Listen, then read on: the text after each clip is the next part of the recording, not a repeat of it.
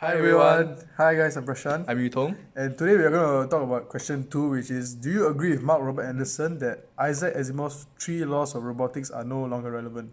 Hope you guys enjoy our video. Isaac Asimov highlights 3 laws in which he believes robots should follow for ethical purposes. These are: number 1, a robot may not injure a human being or, through inaction, allow a human being to come to harm. Number 2, a robot must obey the orders given to it by human beings, except where such orders would conflict with the first law. And number 3, a robot must protect its own existence as long as such protection does not conflict with the first or second laws. While his ideas have existed for a long time, after 75 years of Asimov's publication of these 3 laws, recently, Mark Robert Anderson has come out to question the relevance of these laws, claiming by using examples to prove his point. While Anderson has his point, we cannot seem to find an agreement with him on his views. And in the next part of the video, we will be analyzing the 3 laws one by one to prove our point. First and foremost, we will bring in the first law, whereby a robot may not injure a human being or, through inaction, allow a human being to come to harm. Anderson claims that the first law would not be needed. He emphasizes this by bringing up an example of a vacuum cleaner, saying that it is only predetermined to have only one task. Hence, it will never have the intention of harming humans in the first place, due to the absence of self-consciousness. However, he cannot assume for sure that these robots will never develop self-consciousness. This can be seen in the short film Zima Blue, where Zima, the robot, through several iterations starting from his pool cleaner form, managed to develop self-consciousness. Hence, how is Anderson so certain that every developed robot in the future will turn out to be like Zima? The converse might also be possible. Unlike Zima, these developed robots might turn to be more intelligent for the worse. In fact, in reality, an android named Sophia has been created. Hence, this creation of an android that has the ability to talk, think, and make decisions would surely outline the importance of the first law to be implemented. More important so in an instance of backfire. Anderson claims that the ultimate military goal would be to create armed robots that could be deployed on the battlefield.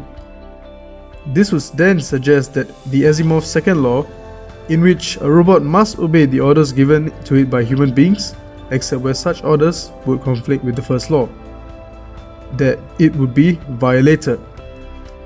However, we feel that Anderson is simply reverse engineering this scenario and claiming that the existence of such war robots would be implying that the second law holds no relevance anymore. However, Anderson does not seem to be making a logical rationale behind this, as he should be focusing on what the real problem is here. The real problem here lies with the unethical people behind the invention of these war robots. Robots not following the second law would be the consequence of these unethical humans who advocate the creation of these robots. If these humans believed in the second law, would these war robots ever come to existence? Definitely not. An analogy would be the atomic bomb. While the atomic bomb is not a robot, do we actually blame the bomb for being inhumane for exploding? Or the people behind the deployment and creation of the bomb themselves, who do not care about the consequences? Hence, we feel that Anderson does not address what the real issue is, and we also believe that second law would be necessary and should be a compulsory measure implemented worldwide, in view of the creation of robots. This would then effectively curb unethical functionalities that inhumane people may decide to put in the robots that could possibly even cause an apocalypse in the future. An example we would describe for this necessary implementation of the second law on robots can be seen in the film Ex Machina. This is highlighted by 2 scenes. The first scene shows that when the doors had opened and Nathan, the creator of Eva, who is the robot, told her to stop as she was charging towards him to attack him. But she did not stop and eventually attacked and killed him. The second instance is when Caleb, who the person Nathan brought in to experiment Ava, told Ava to repeatedly open the door in which she was locked in. However, she simply ignored his request and proceeded to exit the building. Hence, had Nathan explicitly implemented Asimov's second law on Ava, these incidents would not have even occurred. Hence, these above mentioned examples and explanations would exemplify the relevance of second law and also why we disagree with Anderson. Although Anderson does not really touch upon the irrelevance of Asimov's third law of robotics, whereby a robot must protect its own existence as long as such protection does not conflict with the first or second laws, we feel that the third law is highlighted positively in certain films, such as the one we mentioned earlier, Zima Blue. It shows how Zima wanted to protect his own original existence, which was as a pool cleaning robot.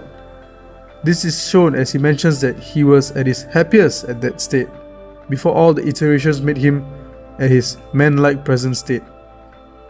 He also mentions his original state as his world. Hence, we can see how he really wanted to protect that original existence. And he carried out with it by disintegrating himself towards the end of the show in the swimming pool. Hence, the third law would follow in this case, as Zima never harmed any humans while he was disintegrating himself to return to his original form. So, this example shows how robots can still follow Asimov's third law, even though Anderson has not really touched upon it.